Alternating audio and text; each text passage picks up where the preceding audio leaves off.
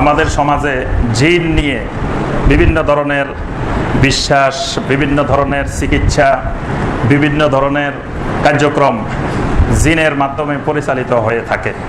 অর্থাৎ বাংলাদেশের মানুষ বিশেষভাবে জিনে বিশ্বাসী মানুষ। পৃথিবীর অন্যান্য দেশের তুলনায় বাংলাদেশে একটু জিন বেশি, কারণ এই দেশে প্রতিদিন মানুষকে জিনে ধরে, প্রতিদিন জিন হাজিরা দেয়, জিন তাবিজ তুমার তোলে, জিন দিয়ে তাবিজ তুমার তারপরে জাদুটোনা করায়, মানে জিনের অনেক কাজ বাংলাদেশে। তাহলে বোঝা গেল সারা পৃথিবীর বিশাল একটা অংশ জিনের এই দেশে থাকে।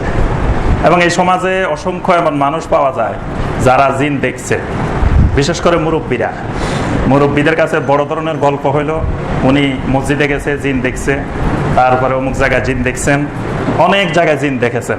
তাহলে বোঝা যায় আমাদের দেশে মসজিদে, অলিতে গলিতে সব জায়গায় মোটামুটি জিন থাকে। এবং কোনো মানুষ দেখলে সন্দেহ হয় যে এটাও জিন নাকি, কারণ জিন আর জিন এই দেশে। এই জন্য জিন সম্পর্কে আমাদের কোরআন এবং সুন্নায় আল্লাহ এবং আল্লাহ রসুল আমাদেরকে কি জানিয়েছেন